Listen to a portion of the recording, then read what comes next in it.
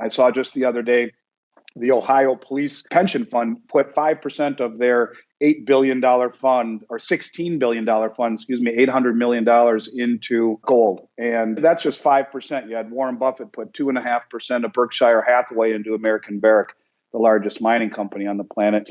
This is just the opening salvo. You're going to see more of this. What if these funds, instead of putting 5%, put 15 or 20% in? That 5% allocation of $800 million is more than the entire open interest on the COMEX right now. So it's not a little bit, but it's only a little bit of one big fund. What happens when a lot of funds start to put more than just a little bit into gold? There'll be nothing left. It is the biggest concern that anyone who's thinking about buying gold should embrace, and that I'm sure of.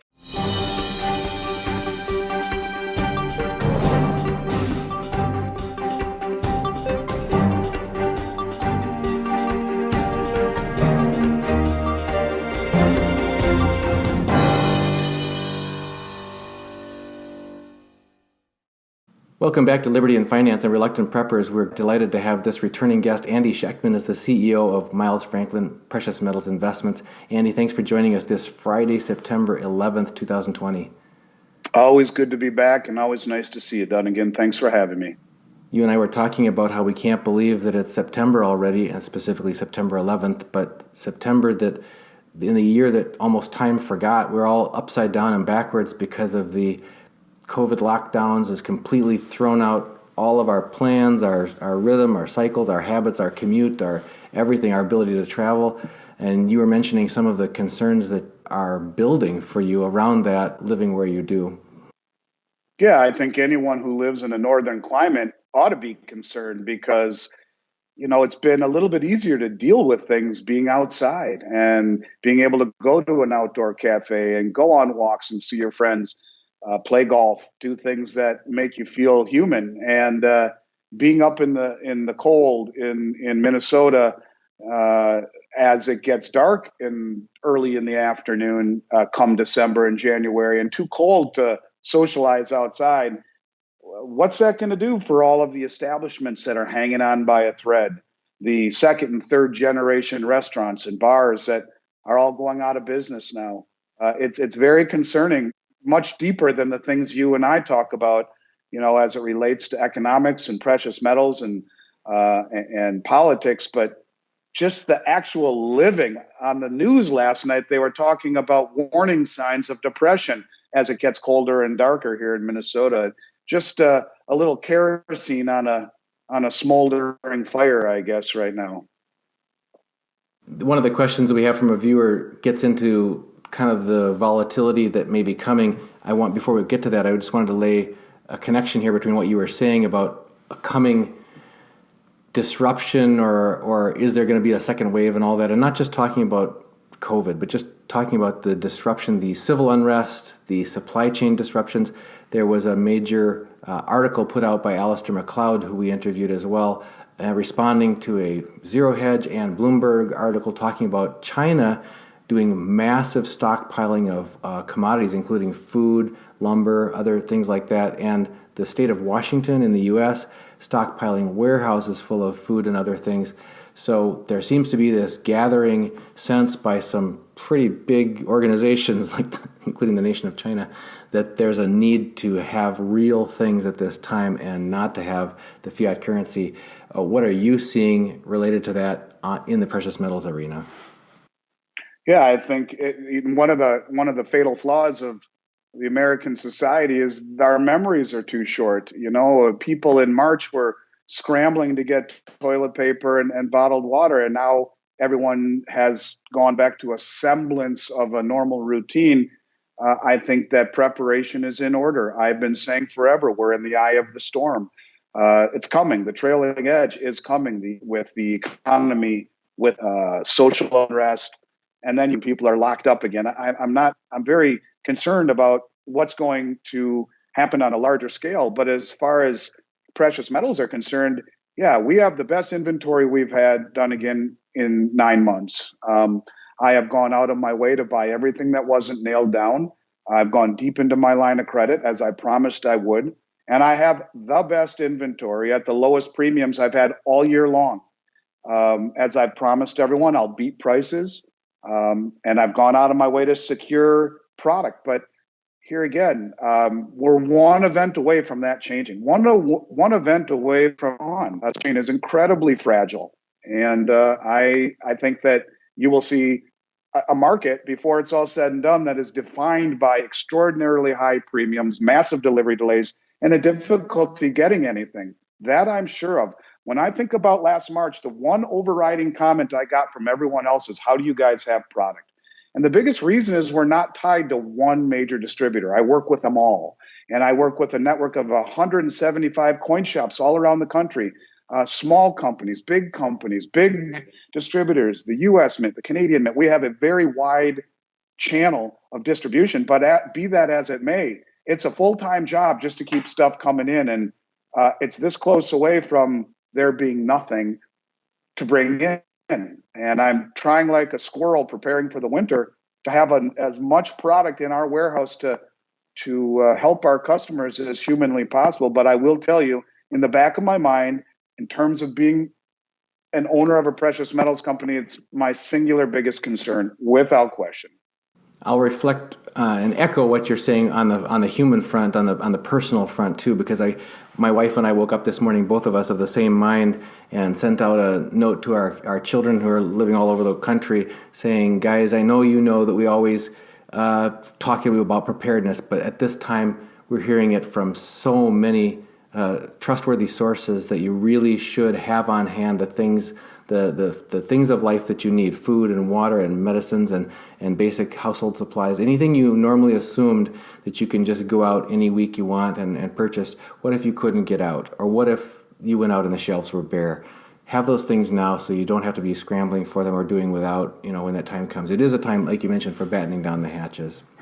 I would like to make one mention. It's interesting, the shelves are bare. I live here in Minneapolis, and I live very close to a grocery store that you'll remember when you lived here too, called Byerly's. And this grocery store is very well known. In fact, when I was younger, I remember they would bus tourists in from Japanese tourists that were in Minneapolis, busloads of them, to come see the grocery store with chandeliers and carpeted aisles. And it's a really amazing grocery store that is always stocked with everything you can think of, from common stuff to things you've never seen before.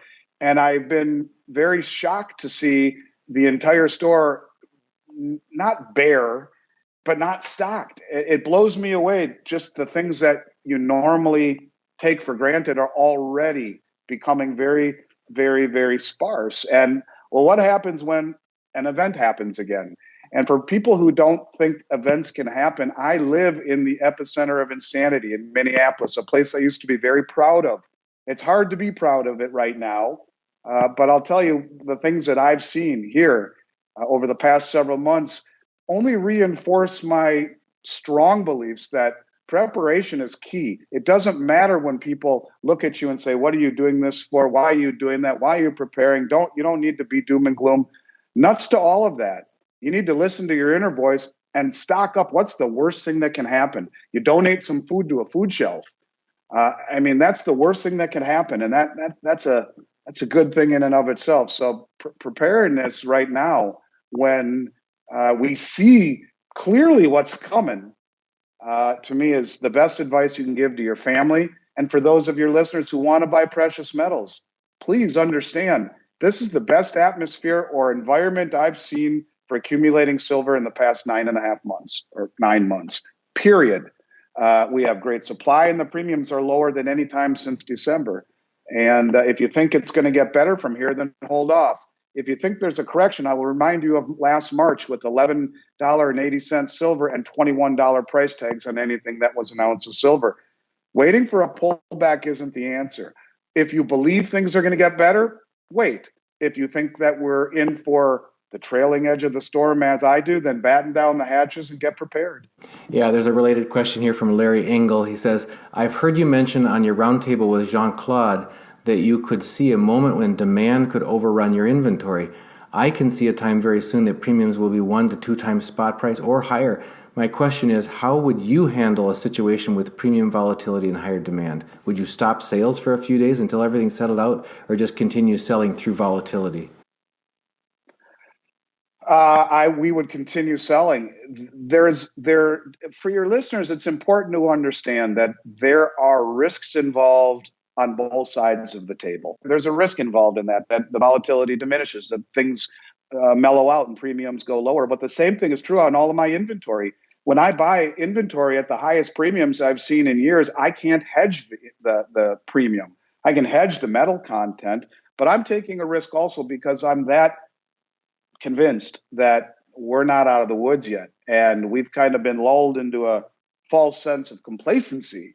The reason companies like mine are able to hold big inventories, done again, is because we're able to hedge. So we're able to offset our risk as it relates to the actual market The risk. spot price specifically, just the spot price. Yes, just the spot price. But we can't hedge the premium. And that we are left naked and exposed as much as the person buying it at those premiums. We have many, many, many millions of dollars of inventory at premiums that aren't normal compared to where they were for the last decade, that I'm buying because I believe it'll be that important and that hard to get stuff. So we will sell until there's nothing left to get. And I think those days are rapidly approaching where you will define this market.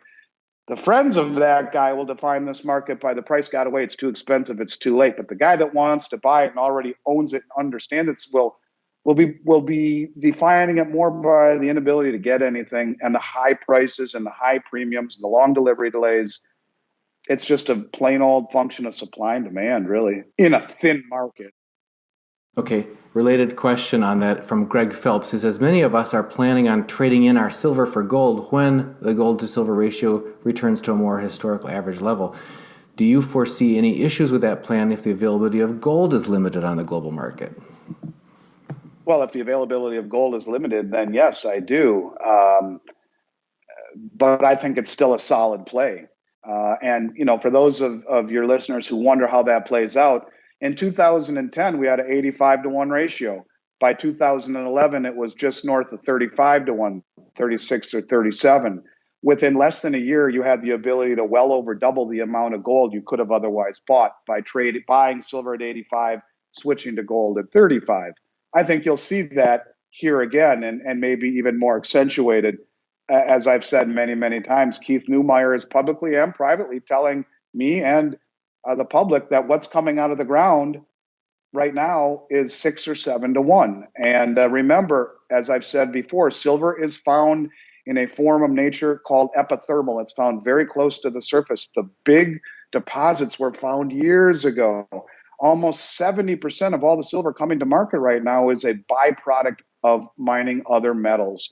And so the big deposits, the easy low-lying fruit, those are gone. And so to see a ratio that would snap into the 30s, to the 20s, into the teens, some people think single digits. I will simply tell you that I think it'll go lower than people think. Could there be a problem switching to gold? Sure. I still think it's a gamble, at least for now, worth taking. But that is always an issue for sure. One of the reasons people have been concerned about the need to get into metals is because of the loss of trust in the handling of the U.S. dollar as a fiat currency and this trillion a month printing that's been going on and that sort of thing. But there's also a desire for privacy. And we've talked about that in our recent Inside the Vault episode, which was well received. This viewer, Mikhail Kalashnikov, says, what if some future government agency serves Miles Franklin with a subpoena or a court document demanding access to customer historical data to include purchase orders, ship-to addresses, etc.? Let's pretend it's 5 years from now and the prices of metals have reached astronomical levels. When you get a subpoena, you don't mess with the government, period. The bottom line is that short of a subpoena, no one's seeing our records. But when the federal government comes into your office and issues a subpoena, you acquiesce or you go to prison. And, in life, then again, I think you hope for the best. You prepare for the worst. I've done this for 30 years. I've been subpoenaed 3 times. I haven't. Records have. at my office. And all three occasions, they were related to people who were running some sort of fraud and were sheltering their money somehow, some way into precious metals. And when those subpoenas were given to our office, of course, we give it. That's one of the things that is just a fact of life, and we try to operate always under the confines of the law while showing our clients how to legally get the most privacy. And but it doesn't extend past illegality or evading the law or avoiding a subpoena, which is the quickest recipe to be put out of business and to be put in jail. That's the last thing we want to do. This is a follow-up. We have several follow-up questions from our Inside the Vault interview that we did. Ride the Curve asks, Andy, what are the differences between your holding facility and, say, a Brinks facility for storage? So I think there's a clarification you need to make there. Do you have any plans to make changes to become more like a Brinks facility? I live in the northern Twin Cities also and would like a close and convenient place to hold my metals. A short drive to your facility would be ideal. Okay, well, we have North American exclusives with Brinks in Montreal, Vancouver, Toronto, Salt Lake City, Los Angeles, and New York. We have programs with Brinks that no one else in the industry has. Your listeners can go to two websites that we have, separate websites from Miles Franklin. One is Precious Metal, singular, preciousmetalstorage.net. And the other is privatesafedepositboxes.net, privatesafedepositboxes.net. Those are exclusive arrangements with Brinks, and we're very, very delighted and proud. Our vault in the Midwest is our logistics hub. And while we do offer storage at the logistics hub, it is not a Brinks storage facility. The difference is that people are not running logistics out of Brinks. Brinks has a dedicated storage facility for us, but we're running logistics out of our Midwest hub. And although it is a level 2 military grade vault, fully insured and segregated, it isn't a Brinks facility. Doesn't mean it's not as good. It's just different. And for people who want a dedicated storage facility, 100% third party, we have wonderful, wonderful programs with Brinks. And I think that, look, the bottom line is that in a world of imperfect choices, you try to find the best one that meets your needs. And whether it be our facility in the Midwest or one of our Brinks programs, I can assure you that I wouldn't put my name or my company's name behind it if I wasn't fully invested and secure and confident in the safety, the security, the privacy, and all the things that are very important for people when they store their metal, myself included.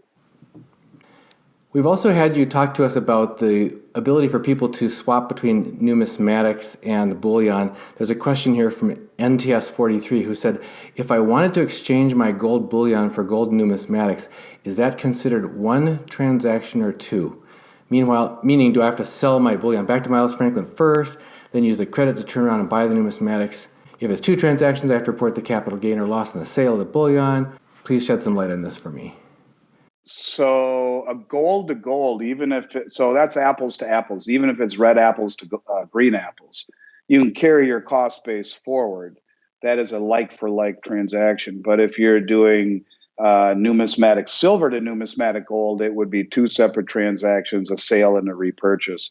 But if you want to do something like people would understand a 1031 exchange, that's in essence what this is. You are carrying your cost basis forward, trading one form of gold to another form of gold. Where you might run into problem with that, Dunning, it would be if you traded 100 ounces of gold for one rare $20 high relief St. Gaudens. You're not really going apples to apples there. But if you're trading gold bullion into MS62 $20 gold pieces or what have you, yes, you could figure out a way to carry your cost basis forward. That would be a like for like exchange. Interesting.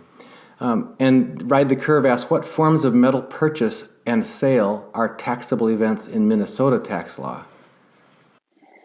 In Minnesota, they have chosen a very unique way, a way that I don't agree with, in taxing precious metals. In fact, prior to COVID, there was a lobby at the legislature trying to repeal this.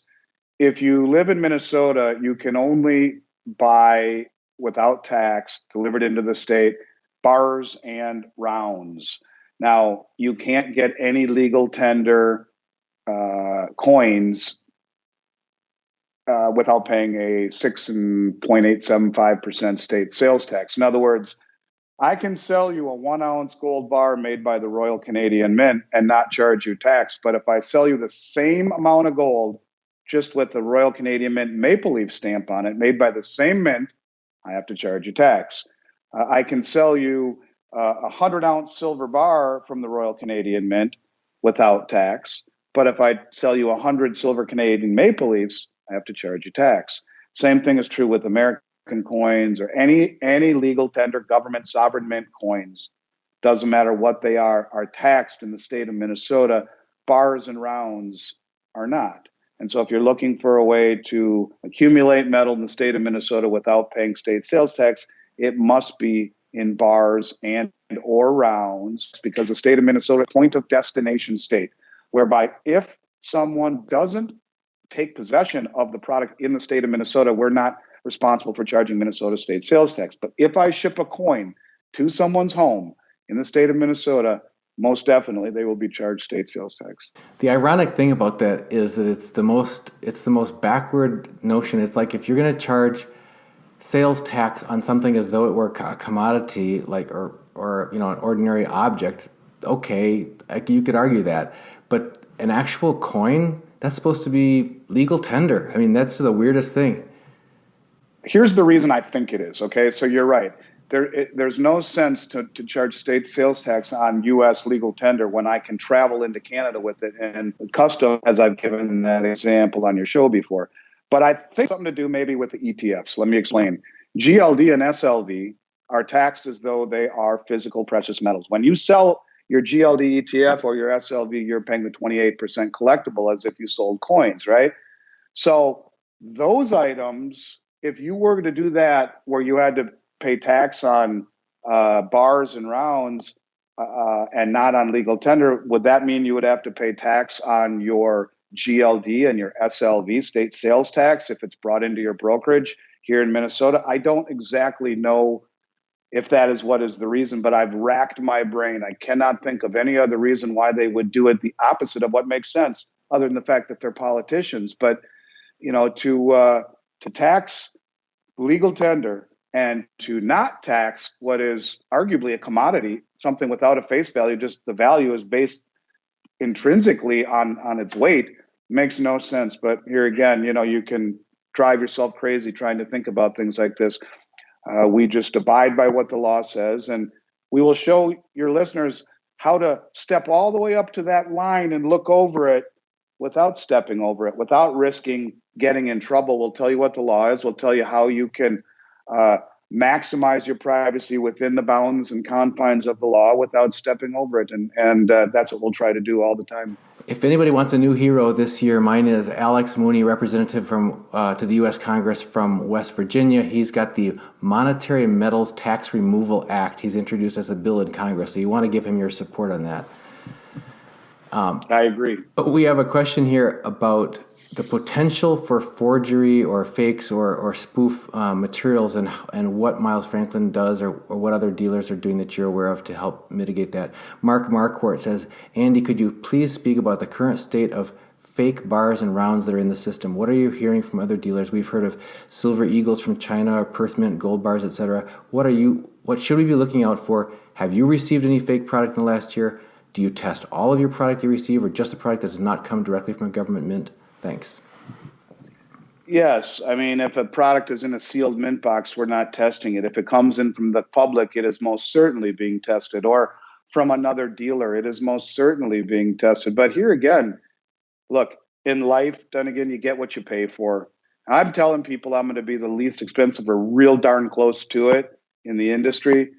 But you get what you pay for. If you buy on the cheap, if you buy from non-reputable places, if you buy from eBay, if you buy from sources that you shouldn't be buying from to save a couple of pennies, you're penny wise and pound foolish and buyer beware. And yeah, just like anything, the more attention that is given to a certain area, the more potential for fraud. Ironically, we don't come across too many. We have found some, but this is the reason you work with a company like Miles Franklin. Not only do we have a really good reputation and the U.S. Mint accreditation and the no customer complaint and all of that kind of stuff, we're licensed and bonded, and and we're background checked so that even if something did happen, we're bonded. Uh, you buy from a company where if somehow, some way, something slipped through the cracks, it would be resolved. Now, I'm proud to say nothing's slipping through our cracks because we have all of the sophisticated machinery to detect it. And we only buy from the U.S. Mint and the authorized mint representatives. And when we're not buying from those people, we test it. I don't know what the protocol is with other companies. And certainly saving a couple bucks on a coin buying on eBay, that's the kind of atmosphere where you're going to run into those problems. So in our end of the world, not so much, but I know it's out there, and I think you'll see more of it.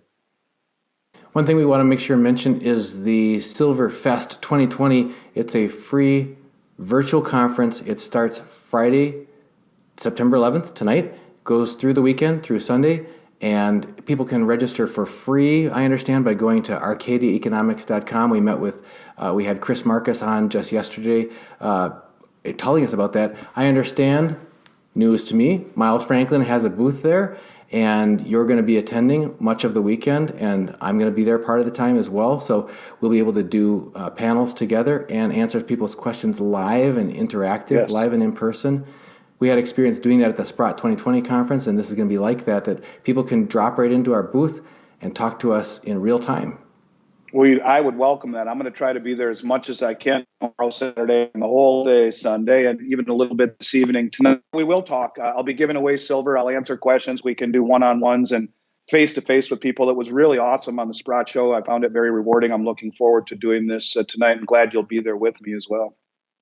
So folks, go to arcadiaeconomics.com and go ahead and sign up for free. There's no strings attached to the Silver Fest 2020 conference. You're going to see Andy Schectman, myself, and a whole bunch of top-notch speakers, many of whom you'll recognize as guests we've had on this channel, some of whom we haven't had, but you're going to see them on Silver Fest 2020 this weekend. Andy, any final thoughts for our viewers before we let you go?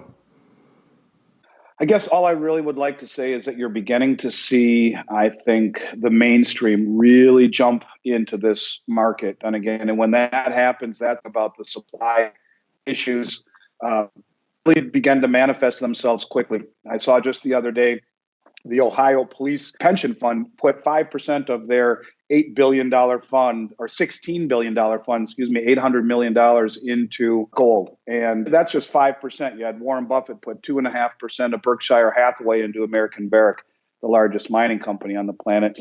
This is just the opening salvo. You're going to see more of this, coupled with, hopefully, an end very soon of all of the manipulation on the COMEX with the indictments on JP Morgan, the reclassification of gold as a tier one asset by the central banks. It is beginning to be accepted, embraced, and accumulated by the upper 1%.